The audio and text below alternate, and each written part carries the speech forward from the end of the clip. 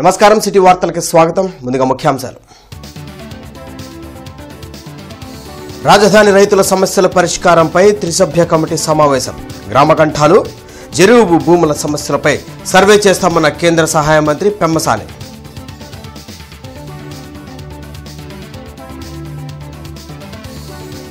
దివ్యాంగులకు కూటమి ప్రభుత్వం అండగా నిలుస్తుంది. విభిన్న ప్రతిభావంతులకు క్రీడా పోటీలను ప్రారంభించిన గోనుగుంట్ల కోటేశ్వరరావు.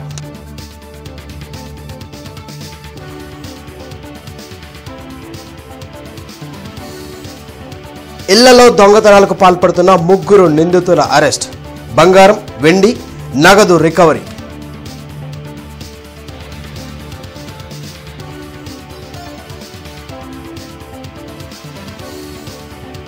అమరావతిని అడ్డుపెట్టుకుని చంద్రబాబు దోచుకుంటున్నారు విమర్శించిన మాజీ మంత్రి అంబటి.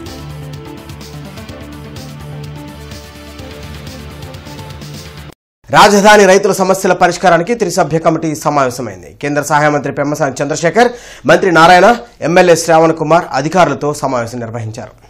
రాజధాని రైతుల సమస్యల పరిష్కారంపై ఎప్పటికప్పుడు అధికారులకు ఆదేశాలు ఇస్తున్నామని కేంద్ర సహాయ మంత్రి పెమ్మసాని చంద్రశేఖర్, మంత్రి నారాయణ తెలిపారు. రైతుల సమస్యల పరిష్కారంపై ఏర్పాటు చేసిన త్రిసభ్య కమిటీ సిఆర్డీఏ కార్యాలయంలో సమావేశం నిర్వహించింది. కేంద్ర సహాయ మంత్రి పెమ్మసాని చంద్రశేఖర్, మంత్రి నారాయణ, ఎమ్మెల్యే తెనాలి శ్రావణ్ కుమార్ అధికారులతో సమావేశమై రైతుల నుంచి అందిన వినతులపై చర్చించారు. గ్రామ కంఠాల్లో సర్వే చేయించి అనర్హుల నుంచి భూములను వెనక్కి తీసుకుంటామని మంత్రులు స్పష్టం చేశారు. అసైన్డ్ భూముల సమస్యలపై కేబినెట్ లో చర్చించేలా సీఎం దృష్టికి తీసుకెళ్లనున్నట్లు చెప్పారు. రాజధాని గ్రామాల్లో ఇప్పటికీ రైతులు ల్యాండ్ పూలింగ్ కు ముందుకు వస్తే తీసుకుంటామని పేర్కొన్నారు. ఆనరబుల్ రెవెన్యూ మినిస్టర్ యొక్క ఆధ్వర్యంలో నేను కూడా దాంట్లో మెంబర్ ఉండా. ఇప్పటికే అనేక దఫాలు డిస్కస్ చేసాం. దాని రిజల్ట్స్ రావడానికి 2-3 నెలలు పడుతుంది కాబట్టి డిలే కాకుండా ఈ క్యాపిటల్ సిటీలో ఏదైతే ఉందో అసైన్ ల్యాండ్స్ ఈ ల్యాండ్స్ వరకు ఆ జియో నుంచి మినహాయించేటట్టుగా నెక్స్ట్ క్యాబినెట్కి సీఎం గారు తీసుకురమ్మన్నారు. నెక్స్ట్ క్యాబినెట్ 3వ తేదీ ఉంటుంది. ఆ యొక్క క్యాబినెట్కి యాక్చువల్ దీన్ని తీసుకుపోయి ఆ జియో నుంచి ఈ క్యాపిటల్ సిటీలో ఉండే అసైన్ ల్యాండ్స్ని డిలీట్ చేస్తే పాత జీవో ప్రకారం మనం చేస్తూ వాళ్ళకి ప్లాట్ అలాట్ చేయడం జరుగుతుంది. వారు కూడా యాక్చువల్గా వాళ్ళతో మాట్లాడి రైతు సోదరులతో వీలైనంత వరకు ల్యాండ్ అక్విజిషన్ పెట్టే లోపలే ల్యాండ్ పూలింగ్ వచ్చే విధంగా ప్రయత్నం జరుగుతుంది. మేడికొండూరు మండలం పాలడుగు గ్రామంలో ఇంట్లో జరిగిన దొంగతనాన్ని ఛేదించి 3 నిందితులను అరెస్టు చేశామని జిల్లా ఎస్పీ వకుల్ జిందాల్ వెల్లడించారు. ఎవరు లేని సమయంలో తాళాలు పగలగొట్టి దొంగతనాలకు పాల్పడుతున్న 3ని మేడికొండూరు పోలీసులు అరెస్ట్ చేశారు. వారి వద్ద నుంచి 88 గ్రాముల బంగారు ఆభరణాలు, 150 గ్రాముల వెండి వస్తువులు, 40,000 రూపాయలు నగదు రికవరీ చేశామని ఎస్పీ తెలిపారు. ఈ 3 నిందితులపై పలు స్టేషన్లో కేసులు ఉన్నాయని చెప్పారు. వీరంతా జైల్లో కలిసి బయటకు వచ్చాక నర్సరాపేటలో రూమ్ తీసుకుని ఉంటూ పగలు రెక్కీలు నిర్వహిస్తూ రాత్రులు దొంగతనాలు చేస్తున్నారని తెలిపారు. ఎఫ్ఆర్ఎస్ సిస్టమ్ ద్వారా నిందితులను గుర్తించి అరెస్ట్ చేశామని చెప్పారు. ఈ దొంగతనం ఛేదించిన మేడికొండూరు పోలీసులను ఎస్పీ వకుల్ జిందాల్ అభినందించారు.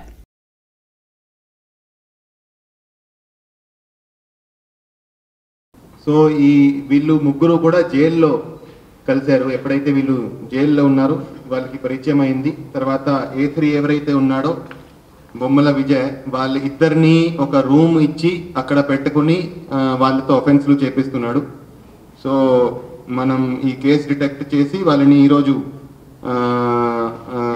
అరెస్ట్ చేయడం జరిగింది. వాళ్ళ 3ని అరెస్ట్ చేసి రిమాండ్కి తరలించడం జరుగుతుంది. ఈ కేసులో వాళ్ళు 3 కేసెస్ చేసినట్టు వాళ్ళు కన్ఫెస్ చేశారు. ఒకటి మేడికొండూరు పిఎస్లో ఏదైతే మేము ఇప్పుడు చెప్తున్నామో ఆ కేసులో 88 grams gold, 83 grams silver, 2 cell phones recover చేయడం జరిగింది. అంతర్జాతీయ విభిన్న ప్రతిభావంతుల దినోత్సవాన్ని పురస్కరించుకుని ఎన్టీఆర్ స్టేడియంలో దివ్యాంగులకు క్రీడా పోటీలు జరిగాయి. ఈ పోటీలను రాష్ట్ర గ్రంథాలయ సంస్థ చైర్మన్ గోనుగుంట్ల కోటేశ్వరరావు, డీఆర్ఓ కాజావలి, ఇతర ఉన్నతాధికారులు ప్రారంభించారు. దివ్యాంగులకు అన్ని విధాల అండగా నిలిచిన ఘనత కూటమి ప్రభుత్వంకు దక్కుతుందని కోటేశ్వరరావు అన్నారు. డిసెంబర్ 3న అంతర్జాతీయ విభిన్న ప్రతిభావంతుల దినోత్సవాన్ని రాష్ట్ర వ్యాప్తంగా ఘనంగా నిర్వహిస్తున్నట్లు చెప్పారు. విభిన్న ప్రతిభావంతులను ప్రోత్సహిస్తే అన్ని రంగాల్లో రాణించి తమ సత్తా చాటుతారని డీఆర్ఓ తెలిపారు. గుంటూరు ఎన్టీఆర్ స్టేడియంలో క్రీడలు నిర్వహించి 3వ తారీఖున వీరందరికి కూడా బహుమతులు ఇవ్వటం జరుగుతుందని చెప్పి తెలియజేస్తా ఉన్నాను. చంద్రబాబు నాయుడు గారంటేనే విభిన్న ప్రతిభావంతులకి ఏమి చేయాలన్నా కూడా చంద్రబాబు నాయుడు గారు చేస్తారు. చూశారు కదా, 3,000 రూపాయలు ఉన్నటువంటి పెన్షన్ని 6,000 రూపాయలు చేశారు. 6,000 కాకుండా తలసేమియా వ్యాధితో బాధపడుతున్న వారికి 10,000 చేశారు. మంచానికి పరిమితమైన వారికి 15,000 రూపాయలు ఇస్తున్న రాష్ట్రం ఏదైనా ఉన్నదా అంటే అది ఆంధ్రప్రదేశ్ రాష్ట్రం. ముఖ్యంగా గ్రామ స్థాయి, మండల స్థాయి, జిల్లా స్థాయిలో ఇటువంటి కార్యక్రమాలను ఏర్పాటు చేయడం ద్వారా మరింత మందికి ఈ యొక్క అవకాశం అనేది వస్తుందని తెలుసుకుంటున్నాం. మనకు అందరికీ తెలిసిందే. కాబట్టి ఈరోజు జిల్లా స్థాయిలో జరిగేటటువంటి కార్యక్రమాలను విజయవంతంగా కంప్లీట్ చేయడానికి మన యొక్క డిజేబుల్డ్ వెల్ఫేర్ డిపార్ట్మెంట్ వారు అన్ని రకాలైనటువంటి చర్యలను, ముఖ్యంగా స్పోర్ట్స్ డిఎస్డిఓ గారు, ఏడీ డిజేబుల్డ్ వెల్ఫేర్ ఇద్దరు కూడా కోఆర్డినేట్ చేసుకుని ఈ యొక్క కార్యక్రమాలను విజయవంతంగా కంప్లీట్ చేయాలని కోరుకుంటున్నాం. ప్రజాక్షేత్రంలోకి వెళ్లి స్వయంగా సమస్యలు తెలుసుకుని పరిష్కారానికి చర్యలు తీసుకుంటున్నామని తూర్పు ఎమ్మెల్యే నజీర్ అహ్మద్ తెలిపారు. మున్సిపల్ అధికారులతో కలిసి ఎమ్మెల్యే నసీర్ 11వ డివిజన్ పొన్నూరు రోడ్లోని కిద్వై నగర్లో పర్యటించారు. శానిటేషన్, మురుగు కాలువల్లో నీటిపారుదల, రోడ్ల స్థితిగతుల్ని, ఇప్పటికే నిర్మాణంలో ఉన్న అభివృద్ది పనులను పరిశీలించారు. ఆ ప్రాంత ప్రజలతో స్వయంగా మాట్లాడారు. కాలువలు ఎన్ని రోజులకు ఒకసారి తీస్తున్నారు, పొడి చెత్త, తడి చెత్త వేరుగా తీసుకుంటున్నారా, మరేమైనా సమస్యలు ఉన్నాయా అని అడిగి తెలుసుకున్నారు. ప్రజలు నా దృష్టికి తీసుకువచ్చిన సమస్యల పరిష్కారానికి వెంటనే చర్యలు తీసుకోవాలని అధికారులకు సూచించినట్లు తెలిపారు.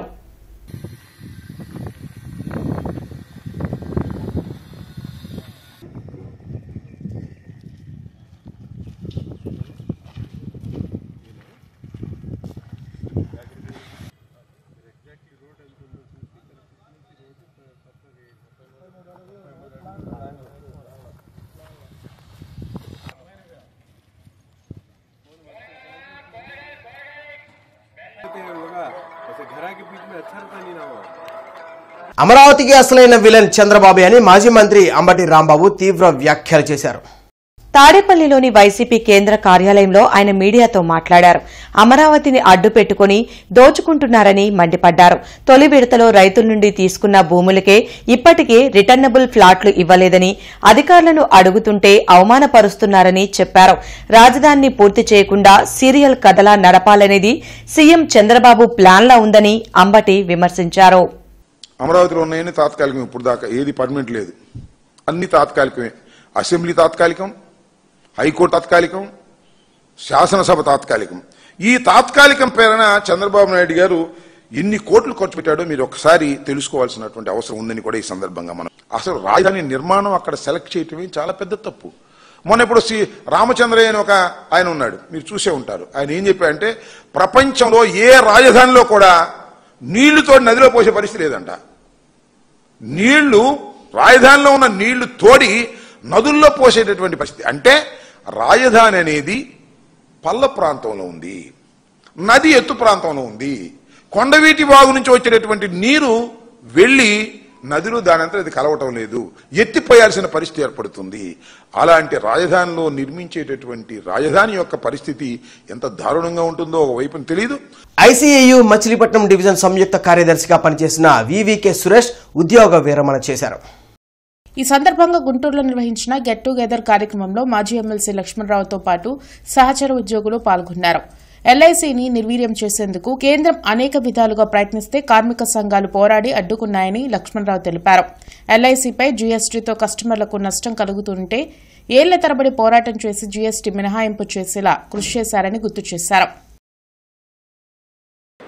ఎల్ఐసి ఎంప్లాయీగా ఆయన 36 ఏళ్లుగా వృత్తిదారులు ఇక్కడ ఏమిటి, మన క్లైమ్స్ పరిష్కరించడం, ఎల్ఐసి వినియోగదారులు ఉన్నారు వాళ్ళని సంతృప్తి పరచడం, అది చేస్తూనే ఎల్ఐసి అనే ఒక మహత్తరమైన సంస్థని కాపాడుకోవాలి. ఈ మారినటువంటి పరిస్థితుల్లో ఎల్ఐసిని ప్రైవేటీకరించిన ప్రయత్నం చేస్తున్నారు. ఎల్ఐసి మనకు తెలుసు, కానీ ఈరోజు ఎల్ఐసి మార్కెట్ లీడర్ గా నిలబడిందంటే ఎల్ఐసి యూనియన్ కూడా చేసినటువంటి కృషి ఒక ప్రధానమైన కారణం. ఆ ఎల్ఐసి యూనియన్ లో భాగంగా సురేష్ గారు ఎంత వర్క్ చేశాడో నాకు ప్రత్యక్షంగా తెలుసు. టీడీపీ జిల్లా పార్టీ కార్యాలయంలో టీడీపీ రాష్ట్ర మైనార్టీ సెల్ ప్రధాన కార్యదర్శి షేక్ లాల్ వజీర్ విలేకరుల సమావేశం నిర్వహించారు. ఈ సందర్భంగా ఆయన మాట్లాడుతూ రాష్ట్రాభివృద్ధి సంక్షేమమే ధ్యేయంగా కూటమి ప్రభుత్వం పనిచేస్తుందని అన్నారు. రిటైర్డ్ ప్రిన్సిపాల్ షేక్ అబ్దుల్ ఖాదర్ మాట్లాడుతూ మైనార్టీలు అన్ని రంగాల్లో ఉన్నత స్థాయికి చేరుకోవాలని, అది ముఖ్యమంత్రి చంద్రబాబుతోనే సాధ్యమని అన్నారు. యూపీలో అలీగఢ్ యూనివర్సిటీ ఉందంటే అక్కడ మెడికల్ కాలేజీలు, అలాగే బీఫార్మసీ, ఎంఫార్మసీ, ఎల్కేజీ నుండి యూనివర్సిటీ దాకా అన్ని సబ్జెక్టుల పైన అక్కడ ఏర్పాటు చేయడం జరిగింది. అదేవిధంగా మరి అమరావతిలో కూడా ఇక్కడ భూమిని మాకు ఏర్పాటు చేసినట్టయితే ఇస్లామిక్ ఎడ్యుకేషన్ సెంటర్ని మనం కూడా ఇక్కడ అభివృద్ధి చేసేదానికి చాలా గొప్పగా ఉంటుంది. కాబట్టి చంద్రబాబు నాయుడు గారికి మైనార్టీ సోదరుల తరఫున విజ్ఞప్తి చేస్తూ ఉన్నాం.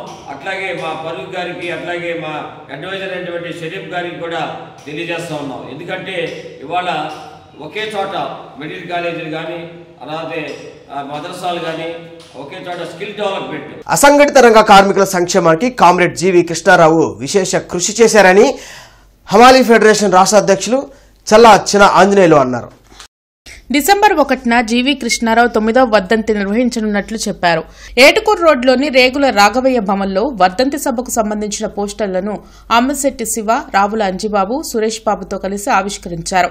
జీవీకే అవార్డును ఏఐటీయూసీ రాష్ట్ర కార్యనిర్వాహక అధ్యక్షులు చెలసాని వెంకట రామారావుకు ప్రదానం చేయనున్నట్లు వెల్లడించారు. ఫ్యాక్టరీ కార్మికుల్ని రాష్ట్రంలో ఉన్నటువంటి, ఉమ్మడి రాష్ట్రంలో ఉన్నటువంటి 50 లక్షల మంది కార్మికుల్ని ఐక్యం చేసి పోరాటాలు చేసి సివిల్ సప్లై కార్మికులతో సహా, సిడబ్ల్యూసి కార్మికులతో సహా వీళ్ళందరికీ వేతనాల పెంపుదలలో, వాళ్ళ ఉద్యోగ భద్రతలో విశేషమైనటువంటి కృషి చేసినటువంటి కామ్రేడ్ జీవి కృష్ణారావు గారి 9వ వర్ధంతిని జరుపుకోబోతా ఉన్నాం రేపు సోమవారం నాడు. అమరావతి అమరేశ్వరుని సన్నిధిలో గత 10 సంవత్సరాల నుంచి కోటి దీపోత్సవాన్ని నిర్వహిస్తున్నామని బీజేపీ రాష్ట్ర అధికార ప్రతినిధి దర్శనపు శ్రీనివాస్ తెలిపారు. ఈ సందర్భంగా దర్శనపు శ్రీనివాస్ మాట్లాడుతూ గత 10 సంవత్సరాలుగా దేవస్థానంలో పనిచేస్తున్న పారిశుద్ధ్య కార్మికులకు, టెక్నికల్ వర్కర్స్ కు, వేద పండితులకు ఘనంగా సత్కరించి వారికి కృతజ్ఞతలు తెలిపారు. ముఖ్యంగా మహిళా పారిశుద్ధ్య కార్మికులు కార్తీక మాసం వచ్చిన దగ్గర నుండి ప్రతిరోజు దేవస్థానాన్ని శుభ్రపరుస్తూ ఎంతో సేవ చేస్తున్నారని అన్నారు. వారిని మనలో ఒకరిగా గుర్తించడం, వారు చేస్తున్న సేవలను కొనియాడడం మన ధర్మమని తెలిపారు. గత 10 సంవత్సరాలుగా అమరావతి చుట్టుపక్కల ఉన్న హిందువులందరూ కూడా మేము ఏర్పాటు చేసే కోటి దీపోత్సవ కార్యక్రమంలో పాల్గొని మమ్మల్ని ఆశీర్వదించి మాకు అండగా ఉన్న ప్రతి ఒక్కరికి ధన్యవాదాలు తెలియజేశారు. ఓం నమః శివాయ, ఓం నమః శివాయ, ఓం నమః శివాయ, ఓం నమః శివాయ. జనా సుఖినో భవంతు, లోకా సమస్తం.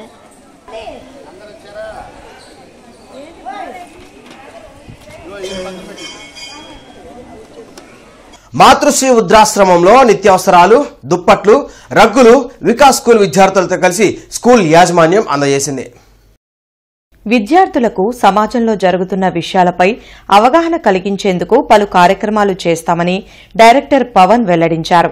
దానిలో భాగంగా ఈరోజు ఆర్ఫనైజ్ హోమ్ విజిట్ కు 5వ తరగతిలోపు విద్యార్థుల్ని తీసుకువెళ్లి అక్కడ పరిస్థితులను వివరించే కార్యక్రమం చేశామని చెప్పారు. ఈ కార్యక్రమంలో principal Pramila, primary correspondent Prasanna, school ఉపాధ్యాయులు పాల్గొన్నారు. మన స్కూల్కి యాన్యువల్ క్యాలెండర్ ఒకటి ప్రిపేర్ చేస్తాము. సంవత్సరం మొత్తంలో ఏ రోజు ఏ యాక్టివిటీ జరగాలనేది ఆ యాన్యువల్ క్యాలెండర్లో ఉంటుంది. ఆ యాన్యువల్ క్యాలెండర్లో భాగంగా మన ప్రైమరీ విద్యార్థులు ఇవాళ అంటే నర్సరీ నుంచి 5వ తరగతి దాకా ఉన్న విద్యార్థులకి ఇవాళ ఒక ఆర్ఫనైజ్ హోమ్కి తీసుకెళ్తున్నాం. దాంట్లో భాగంగా మన విద్యార్థులు ఆ ఆర్ఫనైజ్ హోమ్కి వెళ్ళేటప్పుడు వాళ్ళ ఇంటి దగ్గర నుంచి వాళ్ళకి అందుబాటులో ఉన్న కొన్ని వస్తువులు తీసుకొస్తారు. అంటే కొంతమంది ఇప్పుడు మీరు ఇక్కడ చూస్తే బియ్యము, కందిపప్పు, నూనె, అలానే సబ్బులు, పేస్ట్లు, వాళ్ళు తినడానికి తినుబండారాలు, బిస్కెట్స్ అంటే, లడ్డూలు అంటే, ఇట్లా రకరకాల తినుబండారాలు కూడా తీసుకొచ్చి ఇక్కడ పెట్టారు. వీటన్నిటితో మేము ఆ ఆర్ఫనైజ్కి వెళ్ళి మన పిల్లలు ఇలా వాళ్ళందరికీ ఇచ్చి, వాళ్ళందరితో మేము ఉన్నాము, మేము మీతో పాటు బ్రదర్స్గా సిస్టర్స్గా మేము ఉన్నాము, మీకు చేతినిస్తామని చెప్పటం. రాజధాని పేరుతో తొలి విడతలో సేకరించిన 54,000 ఎకరాల్లో రాజధాని ఎక్కడ ఉందో సీఎం చంద్రబాబు చెప్పాలని AP PCC chief YS Sharmila అన్నారు. విజయవాడలో ఆమె మీడియాతో మాట్లాడారు. రెండో విడత భూసేకరణకు కాంగ్రెస్ పార్టీ వ్యతిరేకమని చెప్పారు. బీజింగ్, లండన్లో ఒలింపిక్స్ నిర్వహించే స్పోర్ట్స్ హబ్లకు 150 ఎకరాలు మాత్రమే ఉంటే అమరావతి స్పోర్ట్స్ హబ్కి 2500 ఎకరాలు ఎందుకని నిలదీశారు. రాజధాని పేరుతో రియల్ ఎస్టేట్ మాఫియా జరుగుతుందని షర్మిల దుయ్యబట్టారు. అమరావతి రైతుల్ని చంద్రబాబు బెదిరించడం కరెక్ట్ కాదన్నారు. 13 లక్షల కోట్ల రూపాయలు పెట్టుబడులు వస్తే మొత్తం 95% of them or 90% of them are in Visakhapatnam. కేవలం 50,000 కోట్ల రూపాయలు మాత్రమే అమరావతికి ఇంట్రెస్ట్ చూపారు. దాదాపు 400 MOUలు జరిగితే కేవలం 35 మాత్రమే అమరావతికి సంబంధించినవి ఉన్నాయి. మరి చంద్రబాబు గారు ఇది కండక్ట్ చేయడమే విశాఖపట్నంలో చేస్తే మీరు అమరావతిని ఎలా ప్రమోట్ చేసినట్టు అవుతుంది? మీరు విశాఖపట్నంలో దీన్ని కండక్ట్ చేశారు కాబట్టి అందరూ విశాఖపట్నంలోనే పెట్టుబడులు పెట్టడానికి ముందుకొచ్చారు.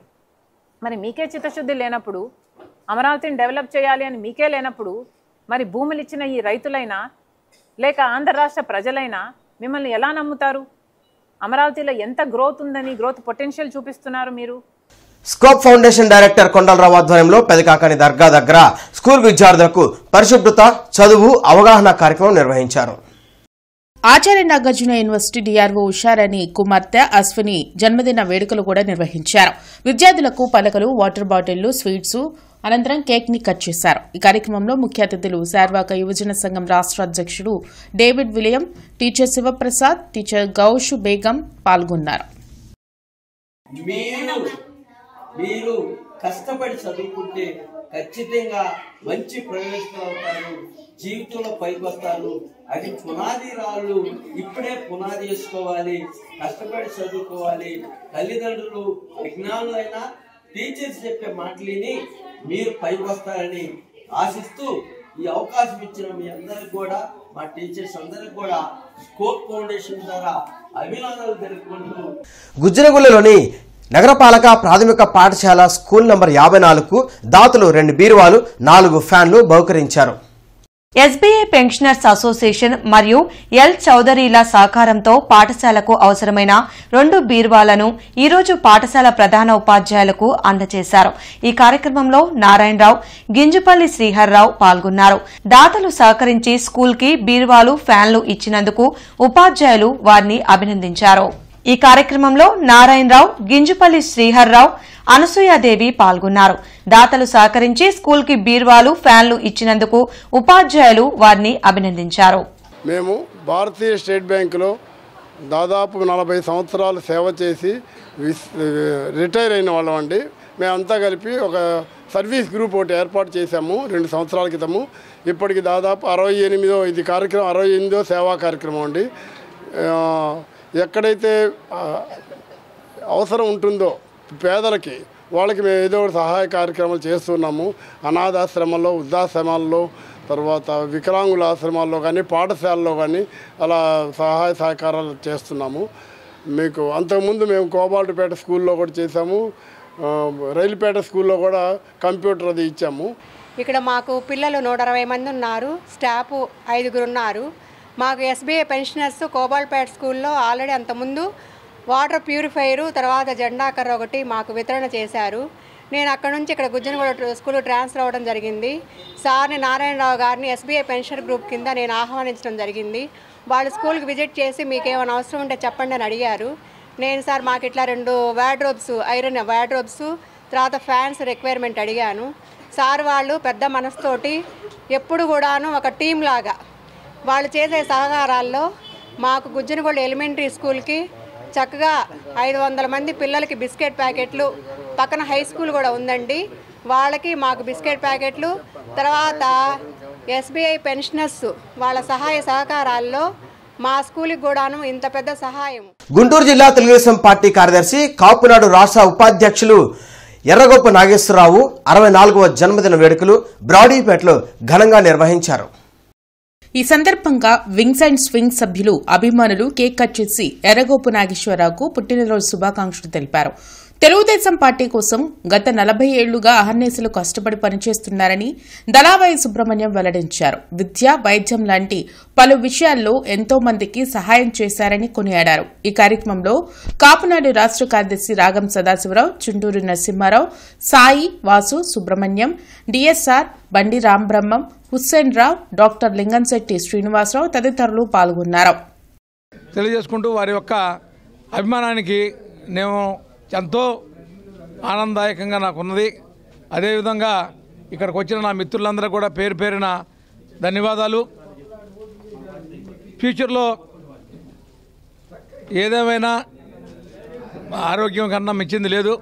ప్రతి వాళ్ళు కూడాను వాకింగ్ చేసుకుంటా ఎన్టీఆర్ సేవలు చేసినా, లేదా కొట్టిపాడు వాకింగ్ ట్రాల్లో చేసినా, లేదా నెహ్రూ నగర్లో చేసినా ప్రతి వారు ఖచ్చితంగా వాకింగ్ చేస్తూ ఆరోగ్యాన్ని మెరుగుపరుచుకోవాలని ఈ వాకర్ అసోసియేషన్ తరపున నాకు జరిగిన సన్మానం సందర్భంగా నేను తెలియజేసుకుంటూ మరొకసారి మీకు పేరు పేరున కృతజ్ఞత తెలియజేస్తున్నాను.